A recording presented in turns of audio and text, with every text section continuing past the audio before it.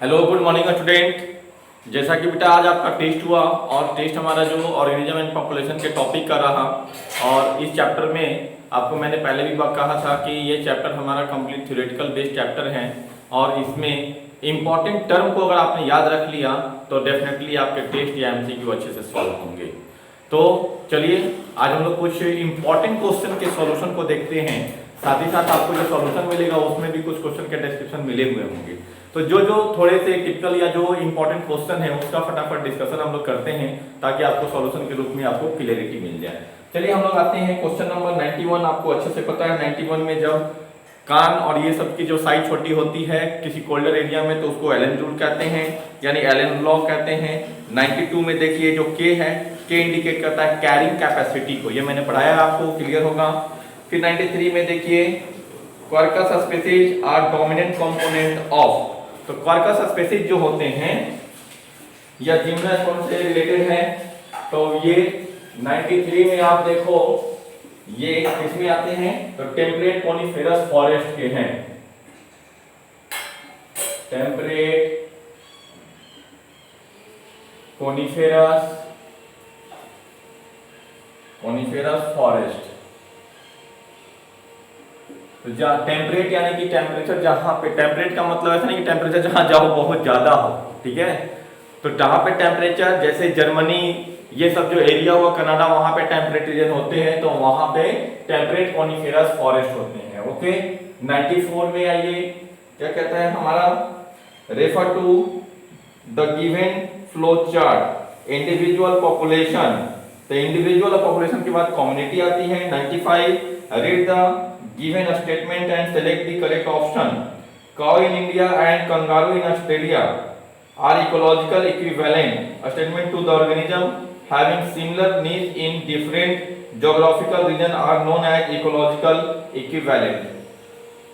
दोनों स्टेटमेंट सही हैं क्योंकि एक ऑर्गेनिज्म के दो नीच नहीं हो सकते हैं। नीच is the part of habitat, not habitat is the part of नीच। तो ये बात आपको ध्यान में रखना है, बार बार बताया था कि नीच जो है वो हैबिटेट का पार्ट है ना कि हैबिटेट नीच का पार्ट है। ओके तो उस पॉइंट ऑफ व्यू से दोनों स्टेटमेंट जो है वो करेक्ट होंगे। 95 ऑर्गेनिज्म में avoid a stressful condition by suspending their activities for some time. If they do not to avoid high temperature it is called, and if they do it to avoid low temperature then it is called. तब उसको क्या कहते हैं, देखो जब if they do it to avoid high temperature is called, तो उसको high temperature को जो अवॉइड करते हैं उसको एस्टिवेशन, और if they do not to avoid low temperature then it is called hibernation।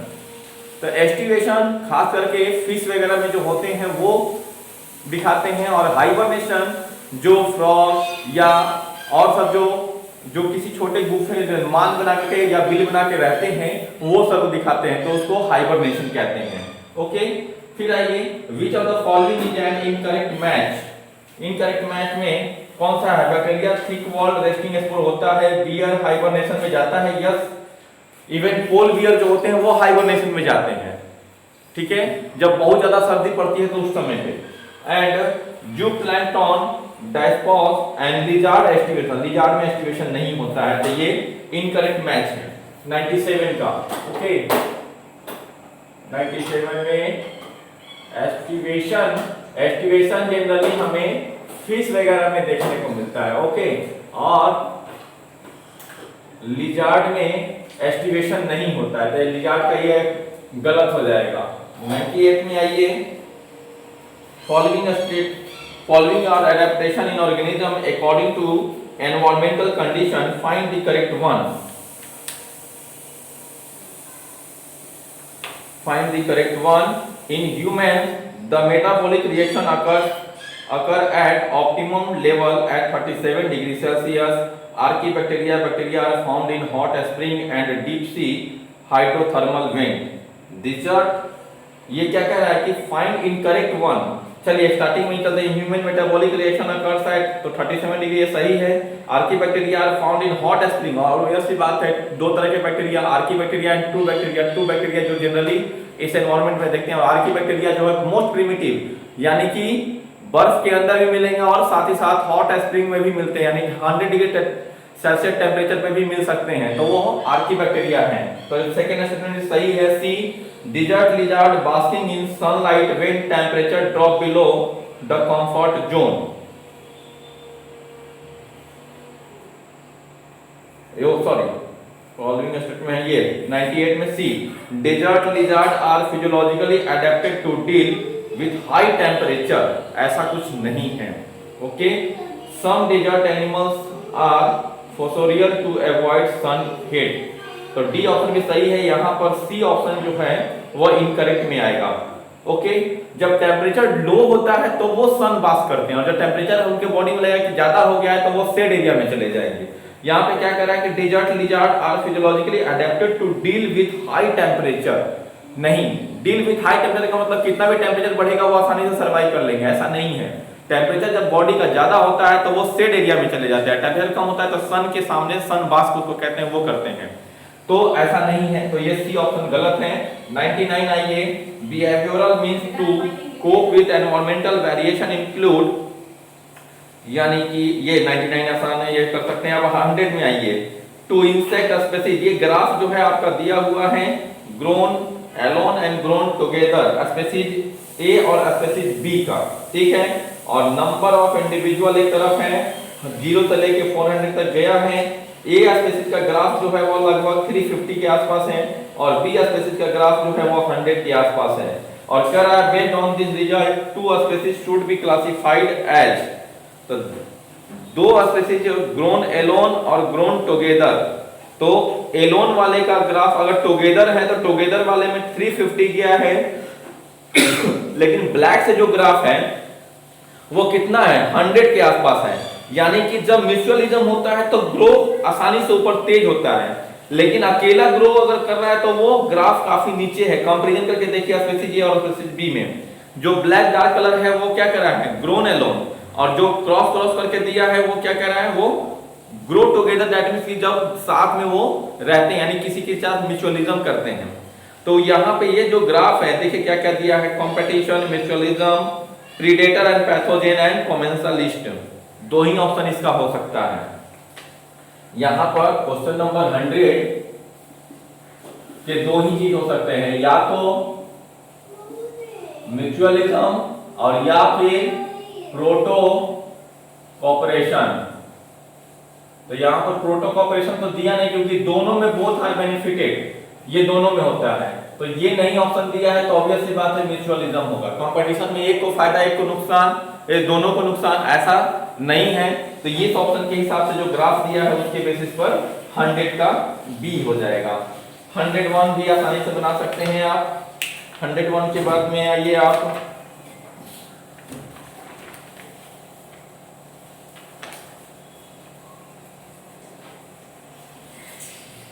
101 के बाद में आइए हम लोग देखते हैं 105 को, ये 106 को, ये ग्राफ जो है in the given figure identify the temperate forest and coniferous forest respectively from marking A and F and select the correct option. अब देखिए यहाँ पर ए बी सी डी ई और एफ यहाँ पर दिया हुआ है, और उसमें से कह रहा है ये अगर ग्राफ आपको याद है एनसीईआरटी में भी सेम ग्राफ दिया हुआ है तो इसका मार्किंग करना बहुत इजी है। तो यहाँ पे पूछा क्या है कि given figure identify the temperate forest and coniferous forest. Temperate forest and coniferous, temperate जो होते हैं वो डी वाला है जिसका टेम्परेचर के बेसिस पर आप देखिए मीन एनुअल प्रेसिपिटेशन और मीन एनुअल टेम्परेचर, ठीक है, तो उसके बेसिस पर चलेंगे तो डी एंड ई जो है वो इसके आंसर हो जाएंगे। उसके बाद में आइए 108, ये उसके बाद चलते चलते आइए 109 को देखते हैं हम लोग। 109 में क्या कह रहा है कि which of the following pair is correctly matched, mycorrhiza mineral uptake from soil. Mycorrhiza में क्या होता है कि फंगाई जो है वो मिनरल को एब्जॉर्ब करता है और वो किसको दे देता है, एल्गी को, ठीक है, नहीं वो लाइकेन का होता है। तो माइकोरिजा में फंगाई जो है वो मिनरल को एब्जॉर्ब करके रूट ऑफ हायर प्लांट को देता है, जिससे बना बनाया खाना यानी कार्बोहाइड्रेट की सप्लाई फंगाई को हो जाती है, उसको माइकोरिजा कहते हैं। तो यहाँ पर ये ऑप्शन सही है, ए में ही आपको आंसर मिल गया। from an enclosed intertidal area of American Pacific coast, all the predator starfish पिसास्टर were removed. The effect was, अभी 2 दिन पहले की क्लास में हम लोगों ने इस चीज को किया था कंप्लीट, ठीक है। तो ये जो है आप देखिए, many exotic predator invade and interbred species become extinct, invertebrate species flourished, many invertebrate species become extinct because interspecies competition। तो ये प्रीडेटर एंड प्रे को के रिलेटेड को लेकर के हमने बात भी की थी।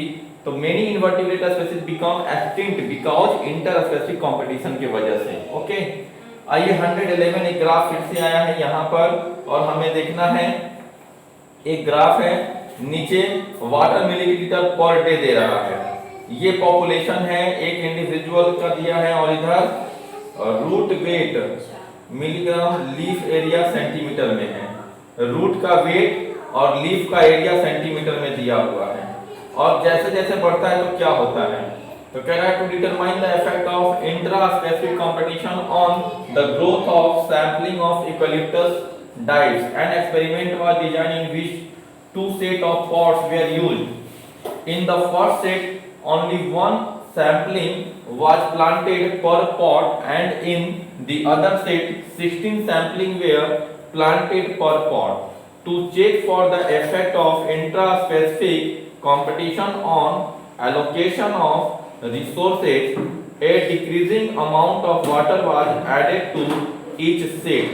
The result has been graphically indicated below. Which of the following conclusion can be best drawn from a study?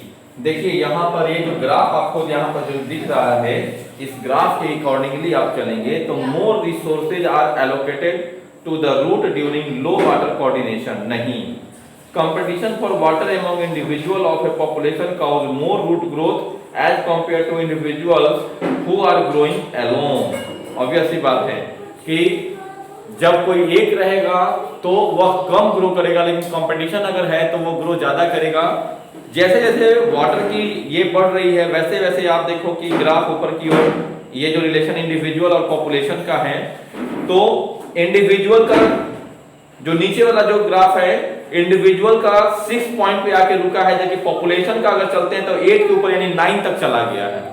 9 तक जाने का मतलब है कि इंडिविजुअली ग्रोथ से पॉपुलेशन का ग्रोथ ज्यादा हो रहा है। कब?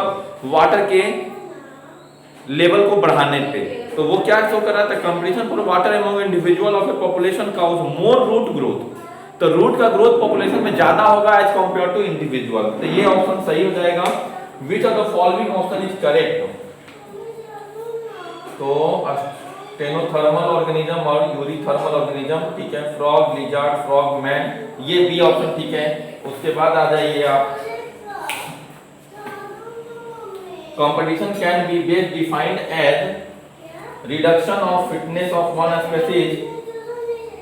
Competition can be best defined as reduction of fitness of one species in presence of another species. Obvious सी बात है, ये आपका आंसर यहीं पर मिल गया। अब आइए 116 फिर एक ग्राफ का रिलेशन है, एक्सटर्नल लेवल और इंटरनल लेवल दो चीजें करके दिखाया हुआ है। अब आपको इसमें पूछेगा ये ग्राफ बना करके, ये कन्फर्मर, रेगुलेटर और पार्शियल रेगुलेटर का रिलेशन है।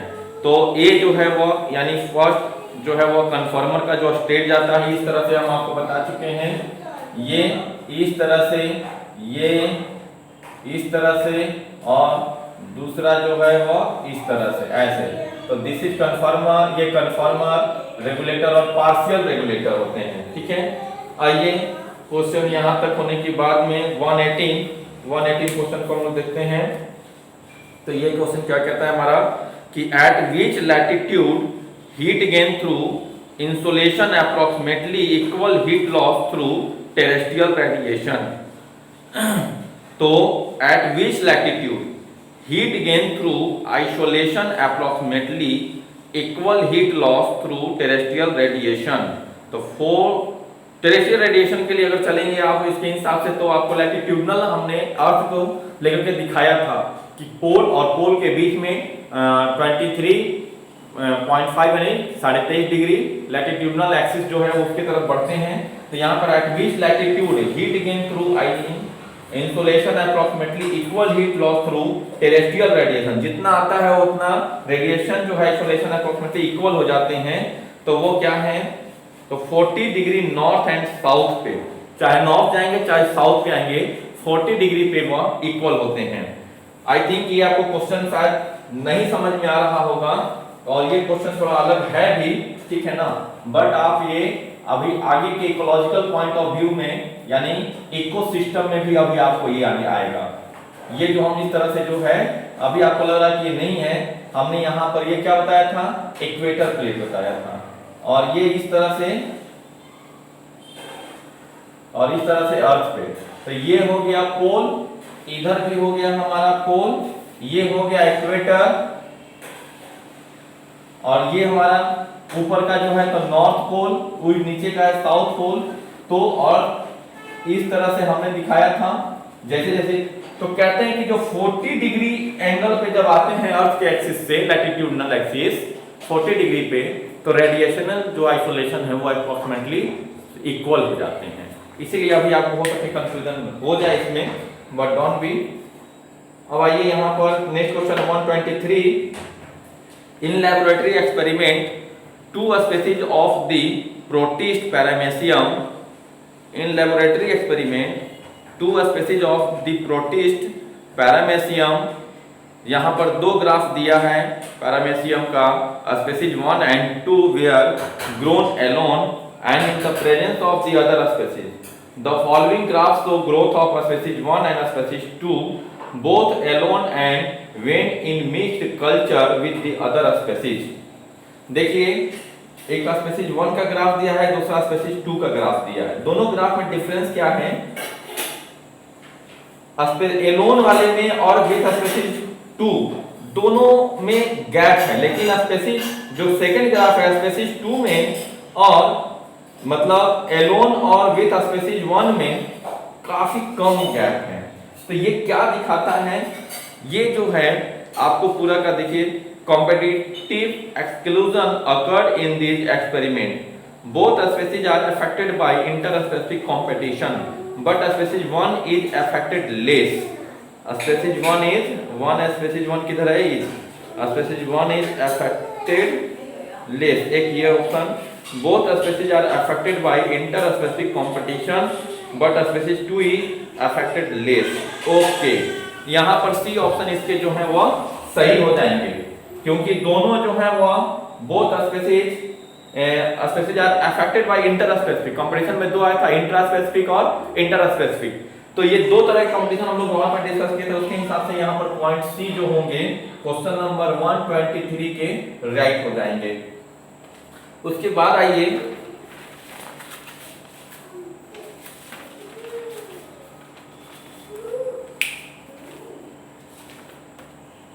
128 के ग्राफ को देखिए आप, और ग्राफ के अकॉर्डिंगली हमने तीन तरह का बताया भी था। एक होता है जो ग्रोइंग है, यानी एक्सटेंडेड, जो अपना पॉपुलेशन को ग्रोथ करेगा, दूसरा स्टेबल, और तीसरा डिक्लाइन। तीनों तरह के यहाँ पे ग्राफ दिए हुए हैं, और क्वेश्चन जो है वो पूछ रहा है कि which kind of age pyramid is represented by such population. Okay, पूरा पढ़ना पड़ेगा। Population in which number of pre reproductive individual is very large, number of reproductive individual is moderate, while post reproductive individual is very fever. तो obvious ही बात है, जो graph A है वो clear कर दिया यहाँ पर। फिर यहाँ पर करते करते 133 आइए, which of the following shown Verhulst Pearl logistic growth. तो dn oblique dt equal to rn k minus n oblique k।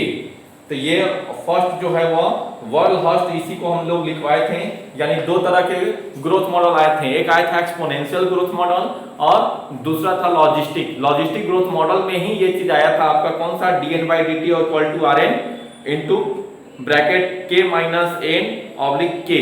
तो ये इसी को वर्ल्ड हर्स्ट हम लोग बोल रहे थे, world Hearst Pearl logistic growth. आइए question number 136।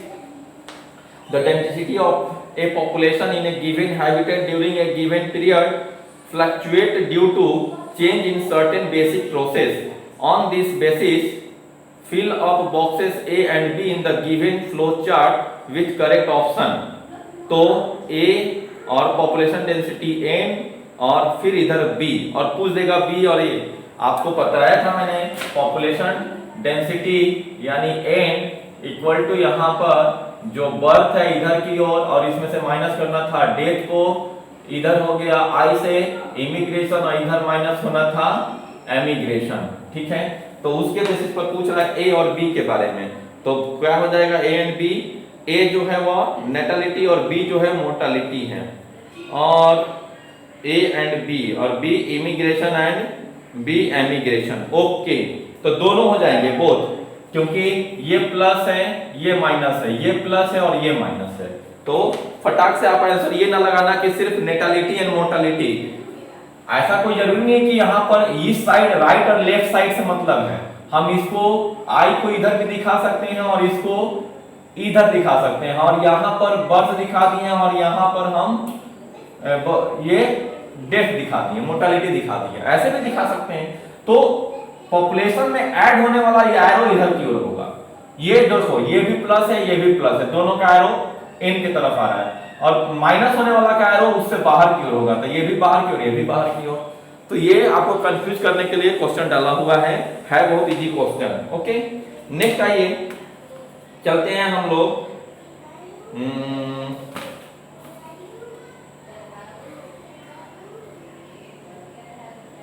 Match the column 1 with column 2 and select the correct option from the given code. आपको मालूम है इस बार 6 से 7 क्वेश्चन इस बार के नीट में कॉलम मैच करने वाले आए थे, और आपके प्रीवियस बैच में यश गंगल जो है इस क्वेश्चन को लगाने में बहुत अच्छा था।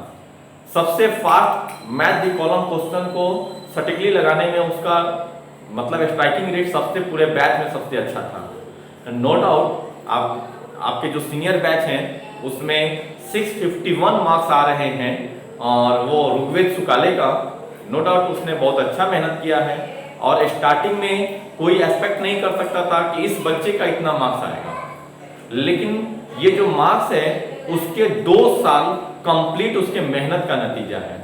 और उसकी सबसे बड़ी अच्छी बात थी कि वो हमेशा अपने टीचर के अनुसार चला है, न कि वो अपने अनुसार चला है। तो आप लोग से भी यही रिक्वेस्ट है मेरी कि आप हमेशा अपने टीचर के कांटेक्ट में और उनके अकॉर्डिंग जैसे वो कह रहे हैं उनके गाइडेंस में आप उनके अनुसार चलिए। कभी कभी क्या होता है कुछ बच्चे ज्यादा पढ़ाई करते हैं या कुछ बच्चे एकदम नहीं पढ़ाई करते हैं, दोनों कंडीशन में। वो जो एकदम नहीं पढ़ते हैं उन्हें पढ़ाई से मतलब नहीं, इसलिए वो अपने टीचर की बात नहीं सुनते हैं, और जो थोड़ा ज्यादा पढ़ लेते हैं तो उनको लगता है कि I can do it and everything, इसलिए भी बात नहीं सुनते हैं। लेकिन बेटा लॉस दोनों में है, हमारे और आपके बीच का सिर्फ 2 साल का इंटरेक्शन है। 2 साल के बाद आप कहीं और, हम या तो यहाँ जाएंगे कहीं और जाएंगे, तो हमारा कोई ब्लड रिलेशन नहीं है, ये 2 साल का सिर्फ इंटरेक्शन है। तो इन 2 साल में आप जितना हमारे या आपके जो भी कोई भी पेपर के कोई भी टीचर हो वो आपको एक अच्छा ही गाइड करेंगे। तो इसीलिए आप उनके जो भी आपके टीचर हैं, और हर बच्चे का एक अलग चॉइस होता है, किसी का उस टीचर के साथ ज्यादा कांटेक्ट होता है, किसी का उस टीचर के साथ ज्यादा कांटेक्ट होता है, ठीक है। तो आप जिससे भी आपकी मन ज्यादा बनती है आप उनसे गाइडेंस लेते रहिए, ये आपके लिए बहुत जरूरी है, ठीक है। तो चलिए आइए देखते हैं हम लोग question number 154। Study the age pyramid given below and select correct statement regarding this. ये है post reproductive, reproductive and pre reproductive, A B C. देखो ए जो है प्री रिप्रोडक्टिव सबसे ज्यादा है, पोस्ट रिप्रोडक्टिव थोड़ा कम है, और सबसे कम पोस्ट रिप्रोडक्टिव है। उसके अकॉर्डिंगली कह रहा है कि क्या होगा। तो A is triangular age, obvious सी बात है, age pyramid where pre reproductive stage is very large as compared to the reproductive and post reproductive stage of the population. This type of age structure indicate that population would increase rapidly. Option A सही है। चलिए और भी देख लेते हैं। अच्छा, all of this भी दिया तो पढ़ना पड़ेगा। B is an inverted bell shaped age pyramid where number of pre reproductive and reproductive individual are almost equal। तो ऑप्शन है यहाँ पे लगा दो, ए और बी दोनों सही है, इस वजह से ऑल ऑफ दिस क्वेश्चन का आंसर हो जाएगा।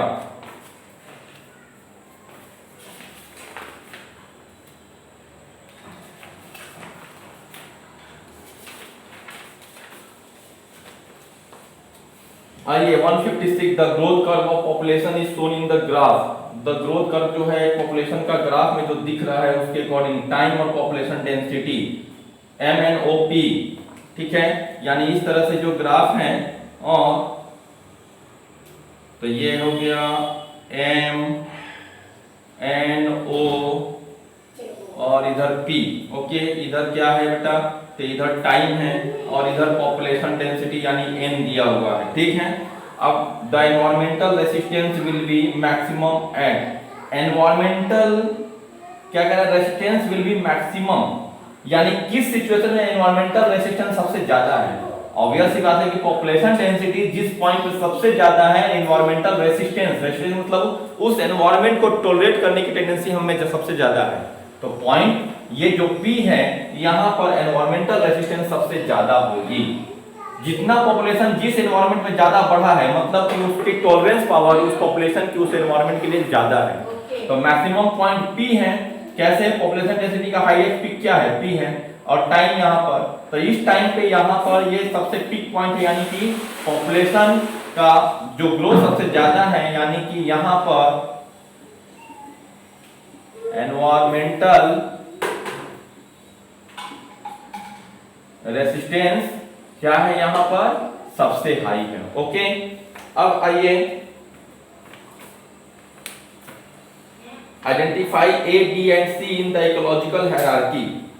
इंडिविजुअल ऑर्गेनिज्म, फिर A कह रहा है ऑर्गेनिज्म से क्या बनता है, ऑर्गेनिज्म यानी स्पीशीज, स्पीशीज से क्या बनता है, पॉपुलेशन, पॉपुलेशन से कम्युनिटी, कम्युनिटी से क्या बनता है, तो कम्युनिटी से इकोसिस्टम, बायोम, और बायोम से बायोस्फीयर।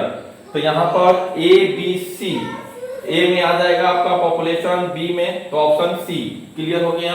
फिर आइए यहाँ पर एक और ग्राफ का क्वेश्चन है 159, given figure represent comparative age sex pyramid for India for year 1971 and 1991 over the 20 year period, 20 साल में। Study successfully the pyramid and select the correct statement regarding this. दो तरह का यहाँ पर दिया, एक तरफ मेल का, दूसरी तरफ फीमेल का, और ये इस तरह से 0 से 9, 9 से 10, 10 से एज का दिया है। ओके, आप इसको pyramid for year 91 has a long way to be, long way to go before it resemble that of a stable population. Obvious सी बात है, एज पिरामिड के अकॉर्डिंग आप निकालोगे, डेफिनेटली ये आपसे बन जाएगा। कोई बहुत हार्ड एंड फास्ट इसमें क्वेश्चन ये नहीं दिया हुआ है। फिर आप आइए क्वेश्चन नंबर 169, देखिए 169 के अकॉर्डिंग अगर आप चलते हैं तो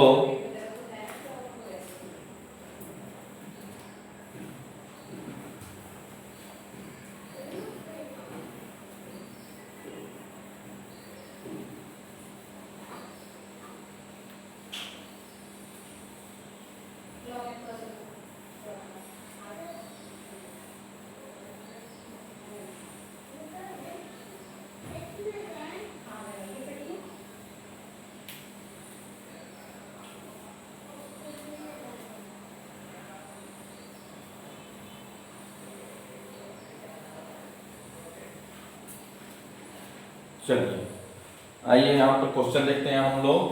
तो 169 में यहाँ पर इस तरह से दिया है, ठीक है, ये हो गया, और ये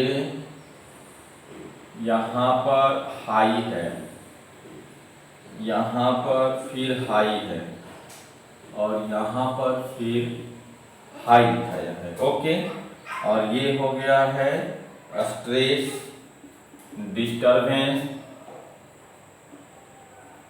डिस्टरबेंस, और इधर कंपटीशन। ठीक है, अब यहां पर पूछ रहा है कि the figure below depict life history strategy for 3 plant species A, B and C। Okay, A, B and C, तीन ये प्लांट के स्पीशीज है along 3 axis. Strength of competition with other organism, level of disturbance in the habitat and level of environmental stress in the habitat. Species A grow in habitat where competition among species is high but disturbance and stress are low. Species B grow in, यानी कि क्या कर रहा है, species A grow in habitat where competition among species is high, यानी A के लिए competition grow in habitat where competition जो है, कंपटीशन जो है वो हाई है, हैबिटेट स्टेशन है and but disturbance and stress, तो यानी इसके लिए disturbance and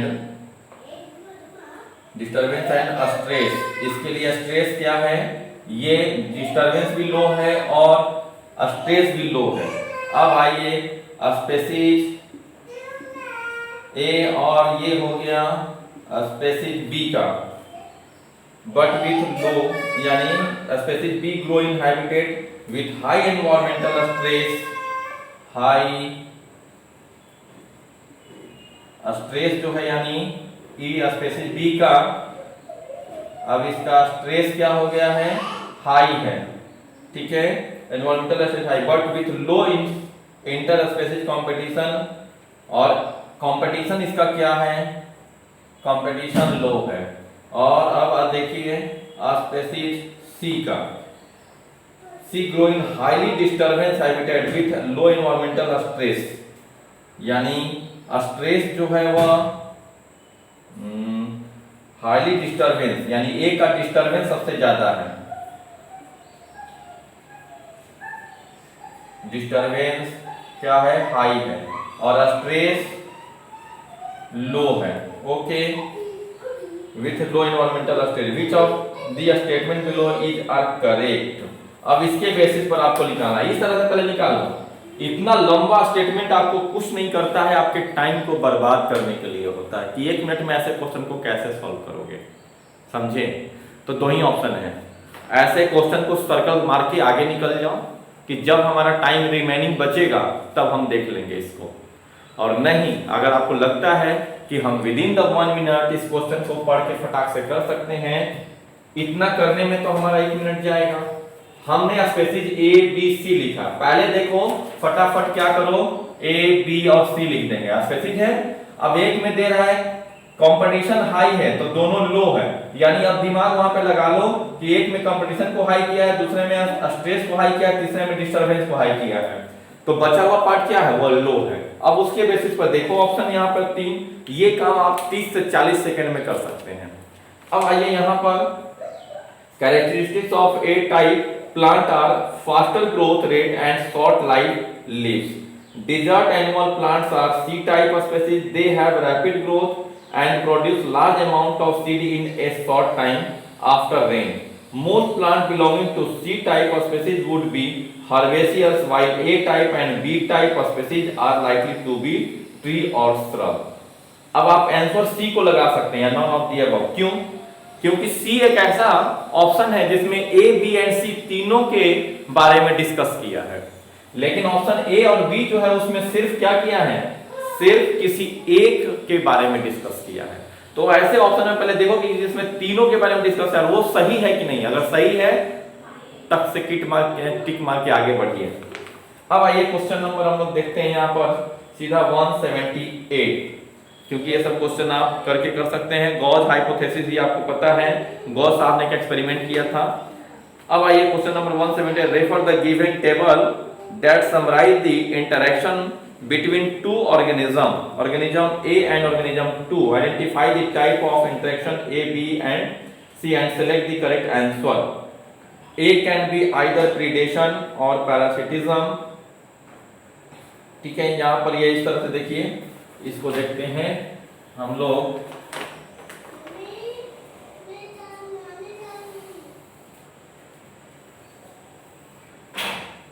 okay, effect on organism 2 और इफेक्ट ऑन ऑर्गेनिज्म 1, यानी इधर ऑर्गेनिज्म 1 है और ऊपर में ऑर्गेनिज्म 2 है, ओके, और यहाँ पर ऑर्गेनिज्म 1 है और उसका इफेक्ट पूछ रहा है। बेनिफिट और हार्म, म्यूचुअलिज्म का बेनिफिट है म्यूचुअलिज्म और हार्म ए को हो रहा है, और नो इफेक्ट कमेंसलिज्म में, हार्म प्रीडेशन कंपटीशन सी और नो इफेक्ट अमेंसलिज्म के। तो यहाँ पर किसी भी एक के बारे में पूछ रहा था, ए कैन बी आइदर प्रीडेशन और पैरासिटिज्म। ऑब्वियस सी बात है कि ए जो है यहाँ पर जो ऑर्गेनिज्म 2 का इफेक्ट ऑन ऑर्गेनिज्म 2, तो इफेक्ट ऑन ऑर्गेनिज्म 2 किस में हो रहा है, ए में, हार्म हो रहा है ए को, तो ऑब्वियस सी बात है म्यूचुअलिज्म में किसी को हार्म नहीं होता है। तो हार्म किसमें, एक को बेनिफिट और दूसरे को फायदा, यानी कि तो यहां पर ए कैन बी आइदर प्रीडेशन और पैरासिटिज्म। प्रीडेशन एंड पैरासिटिज्म दोनों में क्या होते हैं, एक को बेनिफिट और दूसरे को नुकसान होता है। तो इस तरह से आप एक चीज फटाक से करके आगे बढ़ सकते हैं। The communication in B is, the communication in B is यानी ये विजुअल होता है। क्यों, तो जो बी डांस करते हैं और वो डांस ये आइडेंटिफाई करते हैं कि उस फ्लावर के नेक्टर पे यानी नेक्टर है या नहीं है, तो वो विजुअलाइज करके देखते हैं, ना कि कोई केमिकल सेक्रेशन से या किसी और चीज से, तो वो विजुअलाइज होता है। तो यहां तक में हमारा ये क्वेश्चन सॉल्व हुआ। और इसके बाद भी अगर कुछ बीच के जो क्वेश्चन हमने छोड़ के आगे बढ़े हैं, तो अगर उसमें भी अगर डाउट है तो आप एक्सप्लेनेशन में देखो, उसके बाद भी नहीं क्लियर होता है तो आप व्हाट्सएप करो या कॉल कर लो। ओके, तो उससे बचे हुए पार्ट को भी हम लोग सॉल्व कर लेंगे। ओके, चलिए, थैंक यू।